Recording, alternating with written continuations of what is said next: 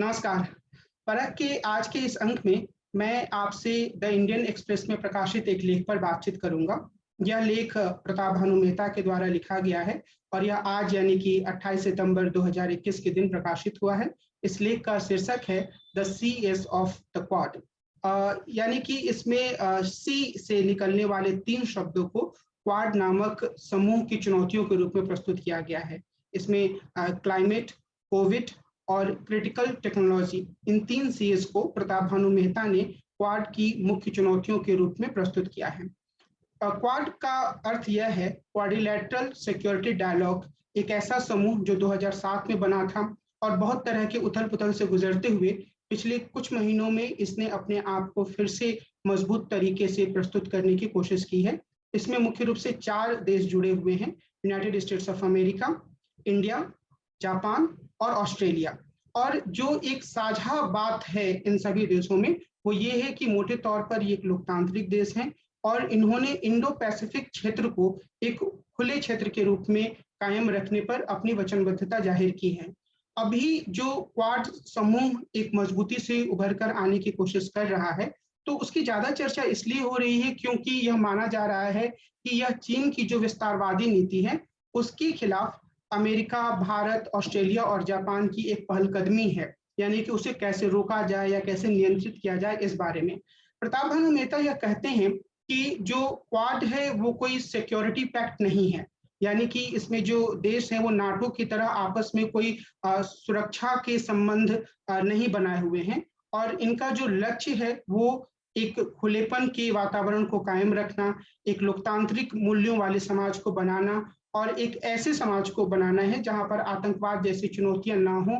और लोग ज्यादा मुक्त रूप से अपने जीवन को गुजार पाएं। तो इस लिहाज से ये जो साझा मूल्य हैं इन देशों के उसको आगे बढ़ाने का काम ये क्वाड के माध्यम से करना चाहते हैं। लेकिन जो अंतर्राष्ट्रीय राजनीति के विद्वान है वह मानते हैं कि यह एक महत्वपूर्ण पहलकदमी है चीन की विस्तारवादी नीतियों के खिलाफ। बहरहाल जो प्रताप भानु मेहता है वो अपना यह तर्क प्रस्तुत करते हैं कि जो ये चारों देश हैं उन्हें कुछ महत्वपूर्ण चुनौतियों से उबरने की कोशिश करनी चाहिए या कुछ ऐसे यथार्थ हैं जिसे उन्हें स्वीकार करना चाहिए और ऐसा करने पर ही वो आपस में एक भरोसे का संबंध बना पाएंगे और एक सकारात्मक छाप जो इंडो पैसिफिक क्षेत्र है उसमें छोड़ पाएंगे। पहली बात तो यह वो ये कहते हैं कि हालांकि ये देश लोकतंत्र और लोकतांत्रिक मूल्यों के बारे में अपनी वचनबद्धता जाहिर करते हैं, लेकिन इनकी सबसे बड़ी चुनौती ये है कि वे इस बात को स्वीकार करें कि खुद इनके यहाँ लोकतंत्र की स्थिति बहुत अच्छी नहीं है। कई तरह की चुनौतियों का सामना इनका अपना लोकतंत्र कर रहा है। वे यह बताते हैं कि यूनाइटेड स्टेट्स ऑफ अमेरिका में इस बारे में थोड़ी जागरूकता है, भारत में भी लोकतंत्र की स्थिति बहुत अच्छी नहीं मानी जा सकती। तो जब तक से प्रताप भानु मेहता यह कहते हैं कि जब तक से ये देश अपनी इस स्थिति के बारे में जागरूक नहीं होते हैं तब तक वो लोकतांत्रिक मूल्यों का अंतर्राष्ट्रीय स्तर पर बहुत ज्यादा प्रचार प्रसार कर पाएंगे, इसकी उम्मीद नहीं करनी चाहिए। दूसरे स्तर पर भी ये कहते हैं कि हालांकि सुरक्षा जो है वो शब्द को इनके वार्ता में या इनके बयान में बहुत महत्वपूर्ण स्थान नहीं दिया गया है, लेकिन इस बात की गुंजाइश जरूर होनी चाहिए कि ये जो सभी देश हैं, चारों देश, वे अपनी सुरक्षा को लेकर जो चिंताएं व्यक्त करते हैं उसे दूसरे देश भी गंभीरता से लें। मिसाल के तौर पर हाल फिलहाल में जो वैश्विक राजनीति में घटनाक्रम हुआ है उससे अन्य देशों की तुलना में भारत की सुरक्षा को ज्यादा खतरा पैदा हुआ है, क्योंकि अफगानिस्तान में जिस तरीके से सत्ता परिवर्तन हुआ है, चीन जिस तरीके से विस्तारवादी नीति अपना रहा है और पाकिस्तान जिस तरह से आतंकवाद को बढ़ावा दे रहा है, उससे भारत को खतरा ज्यादा है। तो प्रताप भानु मेहता यह कहते हैं कि यह भी एक चुनौती है क्वाड के सामने कि वो एक दूसरे की जो सुरक्षा चिंताएं हैं उनको मान्यता दें। तीसरे स्तर पर वे यह कहते हैं कि जो क्रिटिकल टेक्नोलॉजीज हैं उसमें वे आपस में संवाद करें और एक दूसरे की मदद करें। खासतौर पे एक ऐसी स्थिति हो सकती है जहां पर साइबर क्राइम काफी बढ़ रहा है और ऐसी भी स्थिति है कि चीन की शक्ति इतनी ज्यादा बढ़ चुकी है कि वो भारत जैसे देश के कई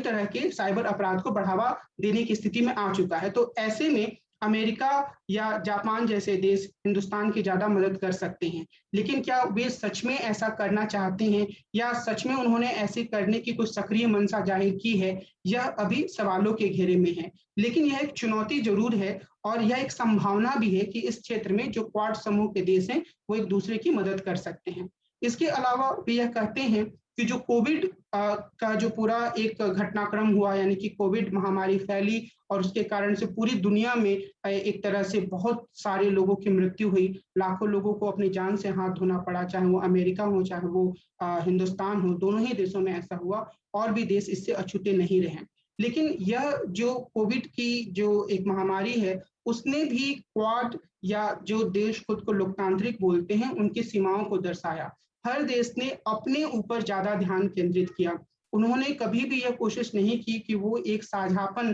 का रास्ता तैयार कर पाएँ और एक ऐसी स्थिति बना पाएँ जहाँ सभी देश एक-दूसरे का सहयोग कर रहे हैं। तो जब वो आपस में ही सहयोग नहीं कर पाएँ, तो जो छोटे देश हैं वो किस सीमा तक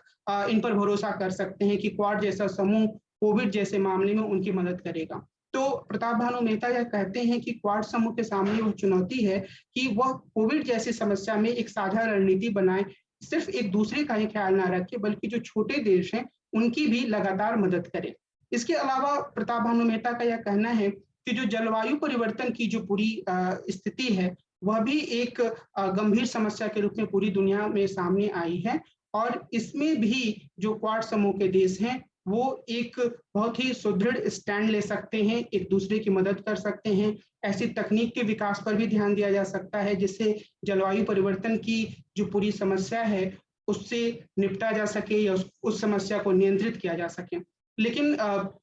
प्रताप भानु मेहता इन चुनौतियों की बात करते हैं, लेकिन अगर हम थोड़े गहराई में जाएँगे, तो हम यह देखेंगे कि हर एक मसला जो है, वो प्रत्येक देश के राष्ट्रीय हित से जुड़ा हुआ है और मिसाल के तौर पर अगर हम क्रिटिकल टेक्नोलॉजी की बात करें, तो कोई भी देश बहुत आसानी से अपनी महत्वपूर्ण टेक्नोलॉजी दूसरों के साथ साझा नहीं करना चाहेगा। उसी तरीके से अगर हम क्लाइमेट चेंज की बात करें, तो इस पर बहुत सारा लेखन मौजूद है, जो यह बताता है कि क्लाइमेट चेंज का जो मुख्य कारण है, वह यह है कि जो पश्चिमी औद्योगिकृत देश हैं, उन्होंने बहुत ऐसी तकनीकों को अपनाया, जिससे उनका उत्पादन तो खूब बढ़ा, लेकिन दुनिया की पारिस्थितिकी या इकोलॉजी को बहुत गहरा नुकसान हुआ। और मौजूदा समय में स्थिति यह है कि यही विकसित देश, जिसमें कि संयुक्त राज्य अमेरिका और जापान जैसे देश प्रमुख हैं, वे यह मानते हैं कि भारत जैसे विकासशील देश दुनिया की सारी पर्यावरणीय समस्याओं की जड़ में हैं और इसका कारण वो ये बताते हैं कि यहाँ जनसंख्या ज़्यादा है, यहाँ गरीबी ज़्यादा है और ये लोग प्रदूषण की समस्या के लिए मुख्य रूप से जिम्मेदार हैं।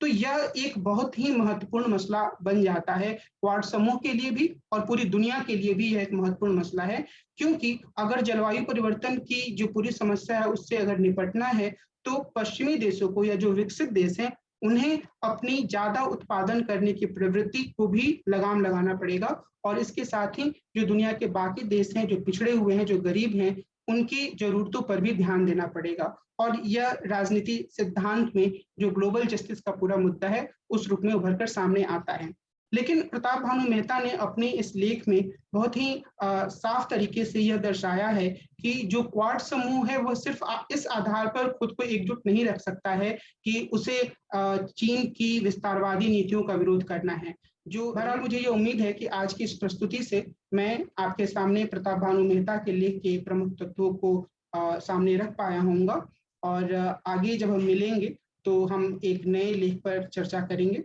तब तक के लिए नमस्कार।